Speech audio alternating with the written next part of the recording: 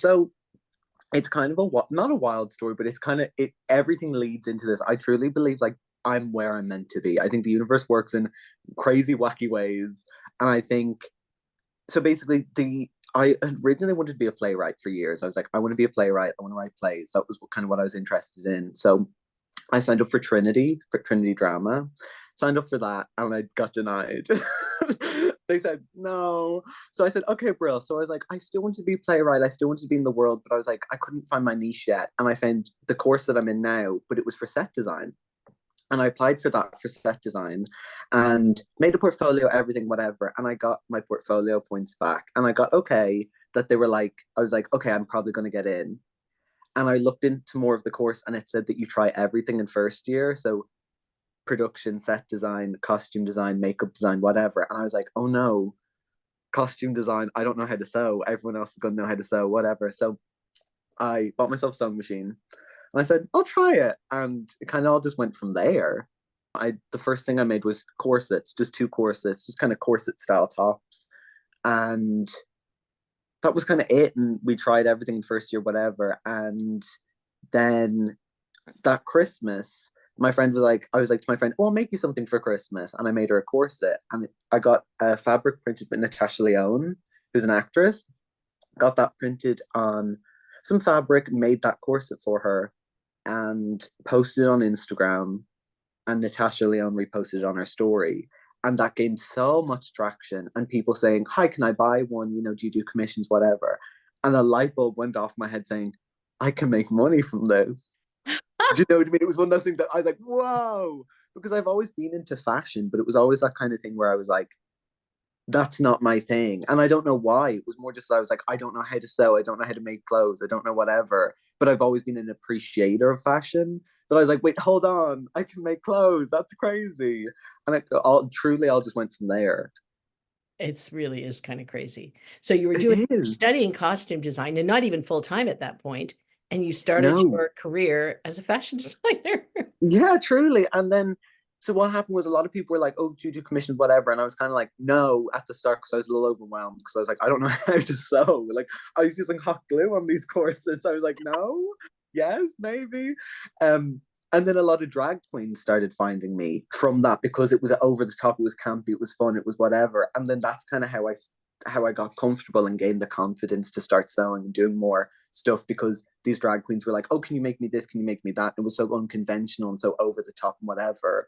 So I kind of started at the high end of camp over the top and then slowly started getting a little more refined and a little more fashiony.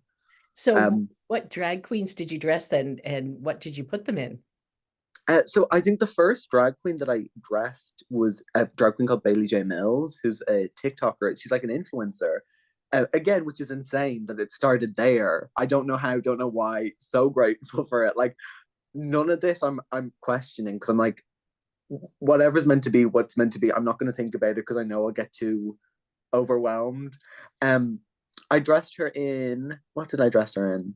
I made an outfit out of an old bed sheet that was like this salmon color. It was horrible color, but I loved how horrible it was. It was so campy, so fun. It looked like an old woman's bed sheet. Um, did that. She did a photo shoot with it, and then she did a photo shoot with it. Somebody made fan art, and that got put on her merch. So that again, amazing exposure. Do you know what I mean? It like these things were amazing little gateways into different sectors. Crazy stuff. So grateful, but Wow. So tell me a little bit about your corsets and the images that you put on them. I am such a big fan of fashion history. Like that is like one of the kind of niches that I'm like specifically really interested in. So I love corsetry, but I love making things in a modern way because you could recreate an 18th century corset, but people aren't going to wear it. Sadly, I wish we all went around like Marie Antoinette, but we're not. Um, so it's kind of adapting these silhouettes and styles into new fashiony ways. And I was trying to think, how can I make it a little more modern, a little more fun? So I found a website that do sustainable printing, that they kind of offset their carbon thing, because that's one of the main things that like fabric printing and fabric making and textile design is so wasteful. that it was always like either I always get charity shop or Reams or dead stock fabric. I try and keep as sustainable as possible. Um, so when I found this website, I was like, okay, fun. And I've just gotten everything printed. I love getting women printed on fabrics. I love because I think I get a lot of my inspiration from my designs from strong women. I think that's my main inspiration. These strong women in history, even fictional women, women that are so themselves and so off kilter and a little weird, and a little funky, and a little fun. I just love that. So I think that's what I love getting printed. And then I not right now I'm working on a collection and I'm doing more medical vintage medical illustration. So it's kind of anything really My that I gosh. can get printed on fabric that I get printed. I want to talk to you all about that medical turn that Mm-hmm. you're taking in your collection, but let's keep talking a little bit about these corsets and tell me about some of the, specifically some of the women that are on those corsets and who's one of your inspirations and models of these corsets? You know where I'm going with this. I know exactly where you're going with this. So I've gotten so many different corsets I've done. I've done stuff of Natasha Lyonne, Kate Bush, Mia Goth as Pearl, Ethel Kane, who I love, who's a singer. She's my favorite singer of all time. But every corset that I make, I get my mom to wear. Um, my mom obviously is my biggest inspiration. Every single interview, any kind of publication I've done, I've talked about her. And I think the funniest thing about that is she has no knowledge of fashion. Like, 'cause I was talking to somebody the other day, and they were like, "Oh yeah, so obviously you get your, you learn to sew from your mom." And I was like, "Not really." And they were like, "Oh, I thought she taught you how to knit." And I said, "She can knit. She doesn't knit." As in, like, one summer.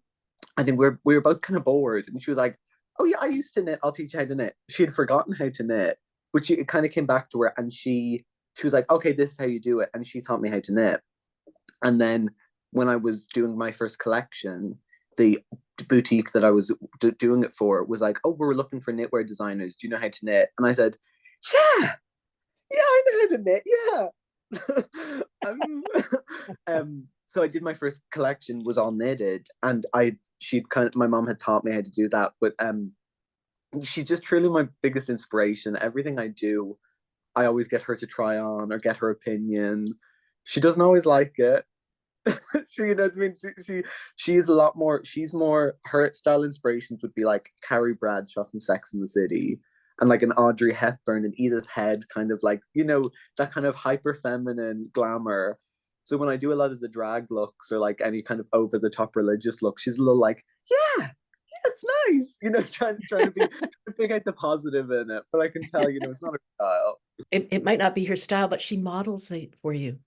You publicize Exactly. images of your mom in this chunky knit dress with interesting makeup. I'm saying kind of Hmm. smeared on her face. Yeah, It's a good sport. she loves it. Like, well, two things. Number one, every interview I do, I come back, and my dad. I have two sisters, and my dad. They're the most like I have the most supportive family. But it's so funny, every interview I do, I never mention them. I only mention my mom, and my dad's like, "What about us?" Okay, And we'll I'm like, leave "Yeah, this you part guys." in. Yeah, no. Shout out to my dad, and my two sisters. Um, but just my mom, she's just so specifically so supportive, and obviously like because I was making these clothes and I didn't know who to get to model, or like I was making these clothes and I didn't have the budget to do a photo shoot, I didn't have whatever. So I was there and my mom was just in the room beside me, so I was just like, "Girl, come in, try this on, I'll take a few photos." um but from that she got a modeling contract. So I had done a shoot with her. I forget which one, but I'd done a shoot with her, but also coincidentally, I did a shoot with two of my friends like the week before, and I posted them within a few days of each other. And I got a DM on Instagram from an Irish modeling agency being like, "Hi, you did a shoot recently with this woman. We'd love to sign her to our agency." And I said, "Oh, Brill," thinking it was my friend who I got to model. I was like, "Oh, Chloe, somebody's trying to get you to model." They said, "We think it's your mom." I said, "Oh," I said, "Oh, okay, yeah, I'll give you her Instagram." And they signed her, so she's a signed model with not another agency here in Dublin. All from just doing photo shoots in my bedroom. So we've helped each other. She taught me how to knit. I got her a modeling contract. It's a symbiotic relationship. I love it. I love it.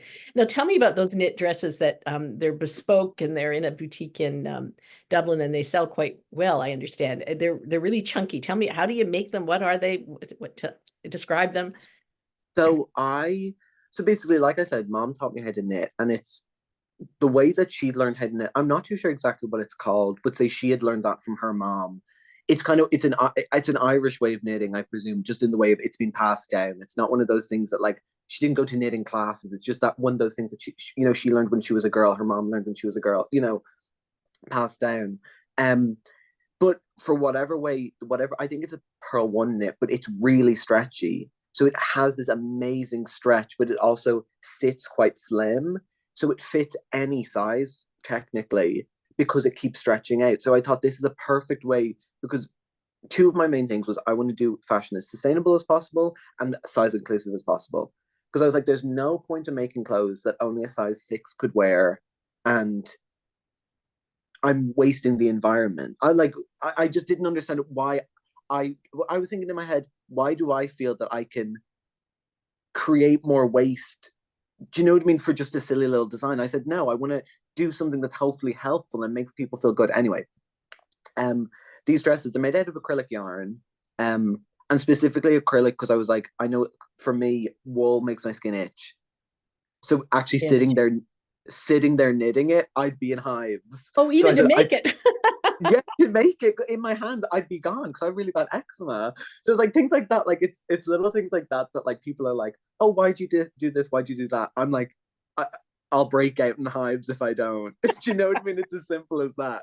Um, so yeah, they're acrylic yarn, stretchy. I think for Irish size, I'm not too sure how it translates to US size, but they fit a size 6 to size 18 or 20.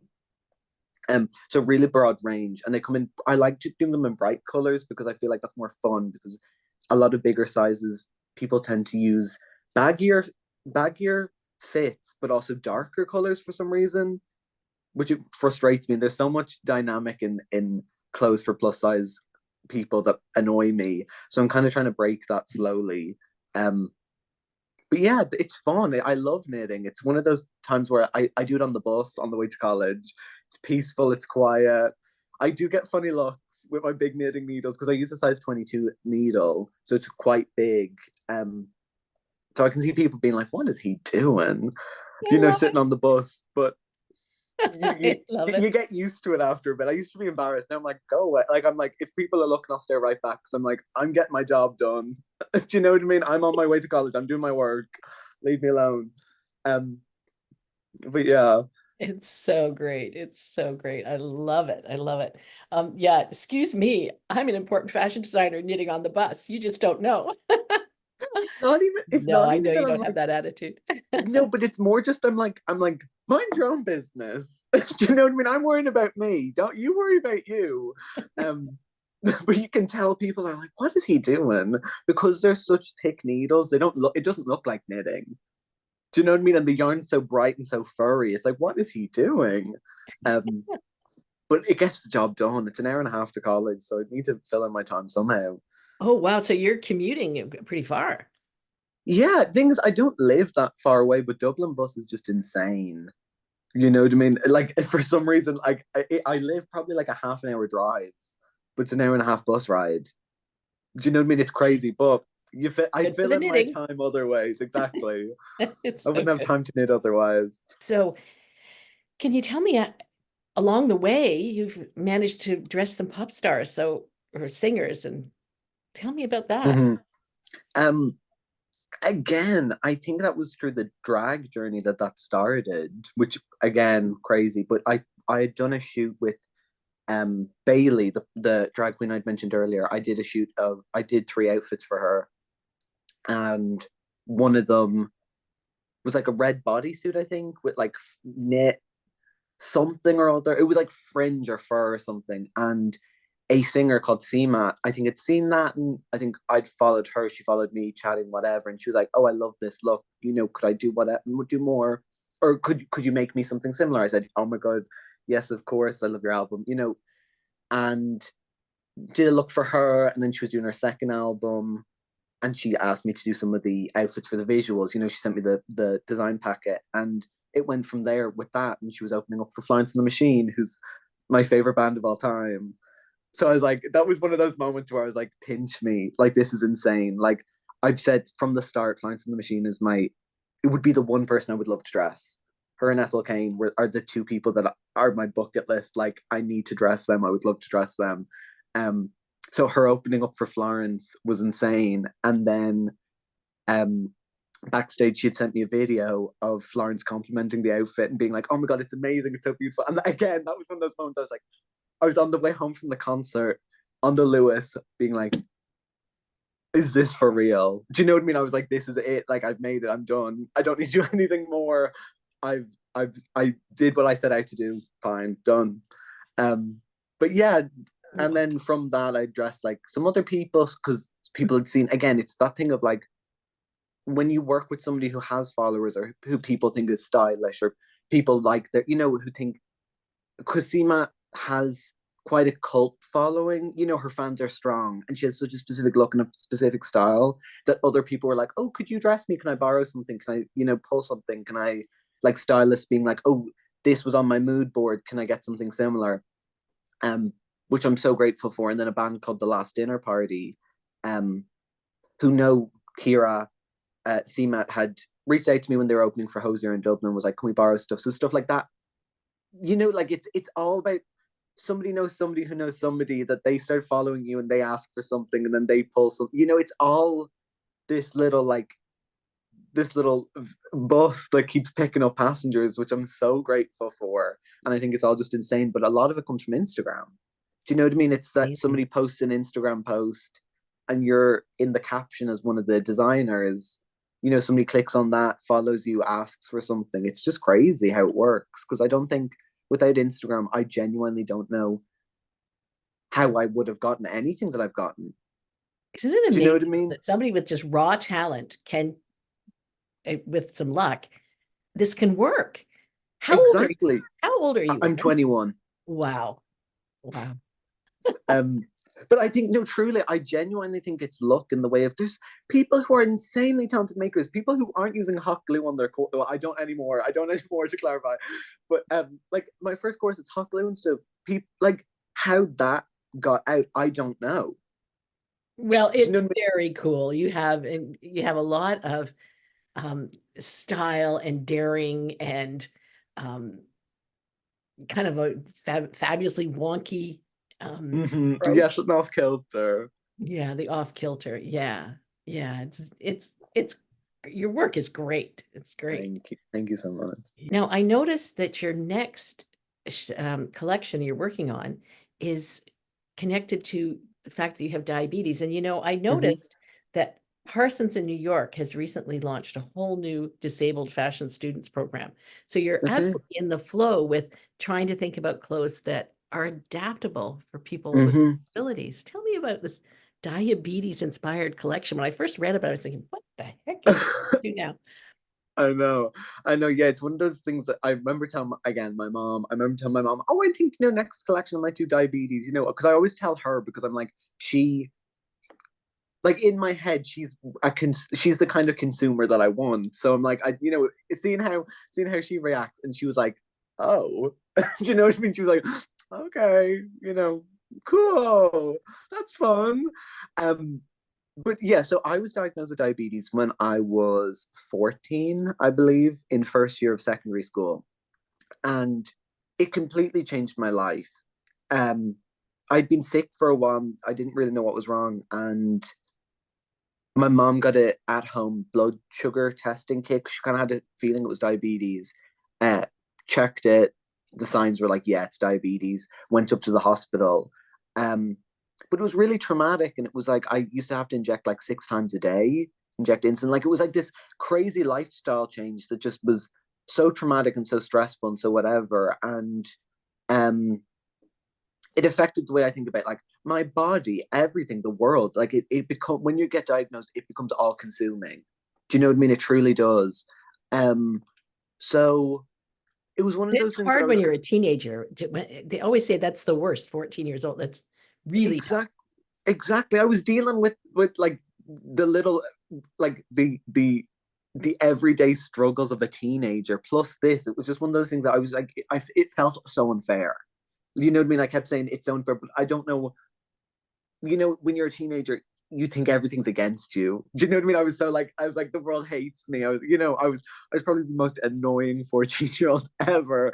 Looking back on it, God bless my family, for putting up with that. But yeah, it was one of those things I was really ashamed of, and you know, you just have to get through it. There's no other choice. You have to do these things. You have to check your bloods. And kind of every day got a little easier. Every day got a little better. And what the worst thing was that since I was about 8, I had the worst phobia of blood. If somebody mentioned the word blood, I'd be gone. I'd faint. Like I hated biology. Never went to biology class. It was like my biggest fear, blood, anything like that. So of course I get diagnosed with diabetes, where I have to check my blood every day. It was one of those. It was one of those just those that poetic justice of me being diagnosed with that. Um, So hard. but it was one of those things that like it was helpful because I got over it. You know what I mean? You had to get out. Like I had to get over it, and I had to just adapt and keep going. And I obviously still have it. It's not curable. You have insulin that helps you deal with it. But as I started getting into more fashion and I started looking at things, the one thing that I hated was my insulin pump, because I'm on an insulin pump now, and that goes from your stomach to a pump. It's like a pager, and the wire always sticks out of every outfit that I wear because it goes into my trouser pocket. And one day I remember it got caught on my door handle.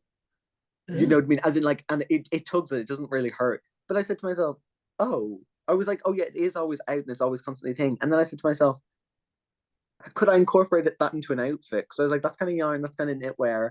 And kind of from that, I sat down and thought about that. And I was like, how can I make diabetes something more glamorous for myself? It's not that I was Not like, it's everybody not would think that's an automatic go-to. it, it's not that I was like, oh, how can I make it glamorous for everyone? Like, how can I make this like thing? I was doing it for myself at first. Do you know what I mean? It was purely selfish in the way of how can I, because for me, I'm a huge old Hollywood fan. And I think every sickness and stuff in old Hollywood movies is so glamorized. Do you know what I mean? It's so thing. I was like, how can I make this my Edith Head kind of diabetes moment? How can I, how can I be Barbara Stanwyck suffering from diabetes? You're Um, killing me here. no, but that's the vibe of like I was like, So it was funny. very much it was very much like how can I make this just the most glamorous, like soft version of diabetes I can? And then I started researching it, putting my goggles on and looking at the visuality of diabetes and looking at like medical equipment from like the 1800s and like how diabetes was a death sentence until the 20s. Do you know what I mean? There was no way of thinking, just insane history of medical culture. Um, so I said to myself, would I be able to make this a collection? And as I started designing, started making, I was like, you know what, this could be a really interesting way of kind of even bringing, because diabetes is such an underfunded sphere in the health world in terms of like, luckily in Ireland, healthcare is covered. Like I don't have to pay for insulin, I don't have to think. But other places in the world, it's insanely expensive. It's one of those things that like people can't afford insulin, people can't afford to live. It's crazy that I kind of, if I can even one person educate on diabetes and give them a little more, open up the conversation of what diabetes is, how it looks, how many people suffer from it. Because I like even people in college I didn't know suffered from it, who had diabetes. People being like, "Oh yeah, I have diabetes too." It's crazy. It's one of those things that it's almost shameful. It's in the culture. It seems dirty. The word diabetes is so often associated with like bad eating, bad whatever. I don't know. It just really was. The more I looked into it, the more frustrated I got, and the more I was like, I just want to make something that reclaims it for people with diabetes and gives a little education to people who don't have it. Now, Um, I'm sure you don't want to tell me too much because you haven't launched this collection yet, but you mentioned something about printing medical things on fabric. Can mhm. you give me some hints about what this looks like? Um, no, so I found going through, unfortunately, there's not much like vintage or like old kind of illustrations of diabetes because it's such a new, or it's not a new disease, it's been around forever. I found a quote, and it was like one of the Grecian, like ancient Greece. There was like a write up about it, and they were like, the flesh is turning into urine because weight loss is such a thing and frequent urination that they thought your flesh was turning into urine. Like it's crazy. Like people trying to comprehend what this disease was, but it wasn't until the 20s that they kind of found a name and a correlation between everything. Um, so there isn't much visual culture for that. So I've been looking at like just medical illustrations. Like I found um nerves of a dog, like this a bulb in the brain, like zoomed in. There was an illustration of it from the 1800s, and it's this beautiful pattern design of like these. It looks like almost flower bulbs going into like a road. Like it's beautiful. Like the more I looked at these medical illustrations, I was like, wow, this is stunning. Like it's truly beautiful because it's inside of all of us, and the idea of like a trompe l'oeil, like belly, and like what's like concealing, like obviously this is all inside of all of us, then putting something on that shows what's inside of you, I really liked. And I started looking at anatomical wax figures from the 1800s as well. So it's a lot of that. It's a lot of just random pieces of medical visuality that I decided to get printed onto different fabrics. um I'm really excited about it, I have to say. I don't know if anybody, it's one of those things that I'm like, I feel like this is going to be my most hit or miss thing. Either people are going to get it or they won't. And I'm like, I'm okay with that. Do you know what I mean? Because it's not as tangible as a topic as other things. You can get a saint printed on a corset and people will be like, okay, that's Catholic imagery, fine. Either people like it or they don't. Or you can get Diana printed on a dress. Either people love the royal family or they don't. Um, but this is a little more like, I don't know if people will get it, and that's fine. The idea stemmed from it for me, and I'm happy if I'm the only one who likes it.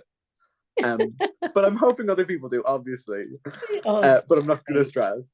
Now you mentioned saints. You better just tell me what saints do you put on dresses? I love Joan of Arc. Joan of Arc is from a young age. I was an altar boy. Religion's always been such an important part of my life. I'm not as religious anymore, but the imagery has always stayed there. Like my mom's grandparents owned a religious shop in Dublin. Like Catholic imagery has always been one of those things in my life. So that's really important to me to kind of keep that imagery alive. Like people like Harry Clark, this Irish stained glass artist and stuff. Like it's such not an industry, but it's been such a legacy, especially for Ireland, of religious paintings. So I love keeping that alive. But Joan of Arc, specifically Ingrid Bergman as Joan of Arc, and different. There was an early You 1900s. mix Hollywood and saints, and that's really your sweet Exactly, spot. exactly. But it's even just funny. I love Joan of Arc. I love Saint Vitalis. I love Padre Pio. There's certain saints that have specific, and I find a lot of comfort, and I think a lot of people do, whether you're religious or not. There's something so comforting about this saint is for this, and whether you believe in it or not, they're supposed to protect you for this, or they're supposed to help you with this. So I think it's nice. Yeah. Um, yeah, And Liza Minnelli. You have exactly. Saint all the Liza saints and on Saint your Judy, corsets. of course, of course. Um, Great. yeah, well, that's the thing. Like, I do Joan of Arc, but then I also do Diana, and I'm like, like Princess Diana, and I feel like she's a saint in some sorts. Do you know what I mean? Um, but I think specifically whenever I do somebody like Diana, it always causes a bit of discourse with, say, obviously I'm an Irish designer, and the royal family, the British royal family. There's a lot of dynamics with that I think opening those conversations of like who we idolize and why we idolize them, and especially cancel culture and everything. Like, if Joan of Arc was alive today, how would she be perceived? Do you know what I mean? It's so funny. Like, it's not that I'm glamorizing these people and putting these on like, oh my god, these are amazing people. This is like exactly how we should be or who we should idolize. But it's more that I'm like, this person's idolized in culture. Let me put them on a dress and see what happens. Does Yeah. that make sense? I, Yeah, I yeah, hope you that better makes sense. describe these dresses. I think by now anybody listening is really, first of all, just thinking, this guy does whatever he wants and isn't it a riot? I know. And, And and then what the heck does it look like? So what I like to do for Diana, and I've done this for I did it for Joan of Arc, and I'm doing it for this next collection, is basically I get printed on fabric, usually like bust up of somebody. So, for example, Diana, I did her in the revenge dress, but the idea was that basically everything I do is a slight, not political statement, but it's a statement on culture. But again, nobody will read that as that, but it's me designing it, thinking, okay, I'm going to play fun, poke fun at this or whatever. So I had gone to Newbridge and they had the revenge dress, the Princess Diana revenge dress, the iconic revenge dress, and I thought it was so beautiful. But I was like, nobody could wear that and it be as iconic as Diana. So how could somebody wearing Diana wearing the revenge dress be perceived? I So what love I it. did was I got Diana printed on a stretch jersey fabric, cut that out, made a black dress, and then did the black dress almost that she's wearing it too. So the Diana is printed on the bust and the stomach, and then it goes into like these paillette kind of things of um the revenge dress. Now, a lot of people wouldn't try to do the things that you do. And part of it is that nobody told you you couldn't because you just were teaching yourself how to sew. Now you are Mhm. studying costume. So let's Mm. talk about your teacher, Peter O'Brien, but making costumes different again. But so along the way, have you had some lessons? Because you just try anything. It's Yeah, fantastic. no, it's so funny because say I kind of have doing my own like again what I do. I know it's insane. Like, do you know what I mean? It's not that I'm like, oh, I'm creating these beautiful gowns. I know it's cookie crazy. I know that it's not what like it's not, the average person isn't gonna walk down the street wearing Diana. Um, but in college they've taught me restraint. Do you know what I mean? When you're costume designing, like we did a project where it's Marina Carr's Bog of Cats, which is set in the 90s, and it's very much like, plain clothes. Like it's costume design. We're going into it. I was thinking, okay, it's going to be this crazy. I'm going to be costume designing these like crazy ballets or whatever. It's very much, a lot of it is sourcing. It's a lot of it's t-shirt and jeans. Um, but in the second year, started third year, Peter was, our course. Peter kind of was introduced to our course, and he's taught us very much like he always says that he loves to design what a nun would wear. Do you know what I mean? Covered from sleeve thing, a high neck, perfect thing. And that is so the opposite of what I do. So it's just so beautiful to hear him talk about things and hear it, like, because you'll get a brief and you have to follow that brief, regardless of your own personal style. It's not as free as fashion. So, you'll get your brief and he'll say, what's this or what's that? But in the most loving way. Do you know what I mean? He shows you how to restrain, and his favorite colors are like brown, navy, and black. And mine, like last year, I went through a neon phase where I only did like neon blue, yellow, and orange. It's completely different, but it's so amazing because it meets in the middle when you're in college. You have to adapt your Right. style. Um, but he's truly just the most insane lecturer ever. Like I feel so grateful to be able to learn from him. Do you know what I mean? You're lucky. Truly. Yeah, yeah. Oh, it's fun. It's really fun. But so in your course, do you have another year left or are you almost done? Yeah, you have another year. So Yeah.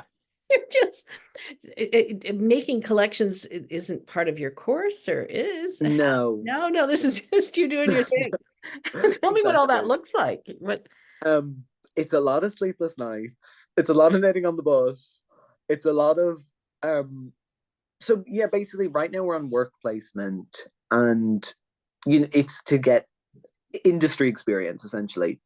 It's a few weeks where they were like, go out, go into the world, try and get industry experience. So I said, you know what, I'll try and make a collection. Um, so so that was my again. Sometimes my brain, I'm like, okay, this is what I have to do, and I'm kind of like, is that realistic? No, but I'll get it done. I'll push you're myself. interning for yourself. Truly, but that's how it is, because they were discouraging working for yourself and working for whatever. So it's kind of like, would I be able to work for an Irish designer called Oran O'Reilly? Do you know what I mean? Because on my name on the roll is Oran O'Reilly. So I was like, could I work for an Irish designer called Oran O'Reilly? I'll be his intern. And they're like, yeah, yeah, whatever. But I'm like, you know, Now um, you have to tell me about your name because it's true when I was Googling you, there are surprisingly a lot of very accomplished Oran O'Reillys around the world. So you switched up your name a little bit for the public consumption, but tell me about I that. think that's the most important thing around the world. Yeah. Because Oran O'Reilly, because I was like, I don't really know any Oran O'Reillys. And I was like, there's probably not many Oran O'Reillys in Ireland. But there's like a Canadian artist called Oran O'Reilly. There's so many Oran O'Reillys around the world that I was like, oh no. You know what I mean? I'm going to be competing for my own namesake. Like I found it insane. And when I was doing my first collection, my main thing was, what can I get printed on a tag that nobody else has? Do you know what I mean? That was kind of my main thing. How can I market myself as one specific thing without people being like, oh, is that Oran or that Oran? So Oran O'Reilly is a dressmaker in Ireland, as in there's already a dressmaker called Oran O'Reilly in Ireland. So I said to I myself, discovered that. I was kind of like, well, that's off the cards. I can't really be doing that. So I sat down. I was thinking, what can I name my brand? And I was trying to think like, do I, name it certain things? Like, do I do my name? Do I do, like, I don't know. I was trying to think of something clever, something funny, something whatever. But then I remembered when I was making my confirmation, I took the name Aurelio, which was my mom's uncle's name, um, or my mom's great uncle's name, and they, my mom's dad's family is Italian. They came from Fregio in Italy. They opened up a religious shop in here in Dublin. They came over, opened up a religious shop, and um, I was like, you know what, Aurelio, there was a saint called Aurelio, let me do that. But I remember making my confirmation, and my sister was my sponsor, and standing up at the altar, getting confirmed by the bishop. And he goes, a name like Oran James Aurelio O'Reilly, you'll be going places in life. I remember he specifically said that to me, but he was kind of making fun of me. It was like a complimentary thing. He was like, like, what kind of name is that? Um, Too good. Too but good. but that stuck out to me when I was sitting there and thinking. So I said, okay, Oran Aurelio. There Um, you go. so yeah, I said, okay, fine, got my tags printed because I was like, okay, to me, my little labels, I was like, that means that's cemented. I can't change it. Um, and I'm so grateful I did because that name like means a lot to me.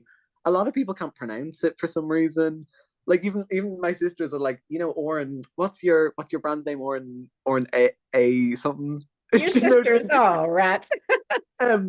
But it's that kind of thing of like even friends and stuff are like Oran, your brand's name, you know what I mean? But it's funny because I don't care in the way of like that it means something to me and that's fine.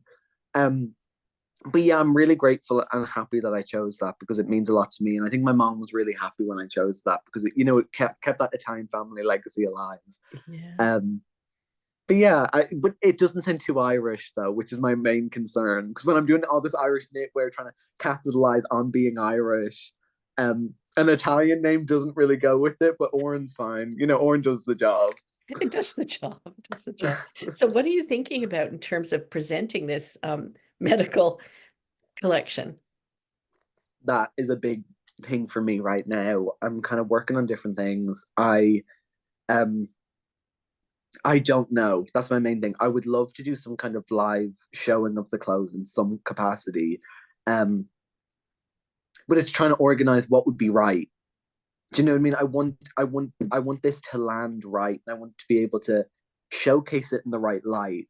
That I'm not going to rush things Yeah. because every other time I've done stuff for a boutique or whatever, I've been like, okay, I have these great ideas, whatever, and it comes to it, and I'm like, okay, I just need to sit down and make, and then I don't reap any of the benefits of it. I don't make myself proud. So I'm sitting down and I'm thinking, how can I showcase this in the right light? So right now I'm not too sure, and that's really bugging me.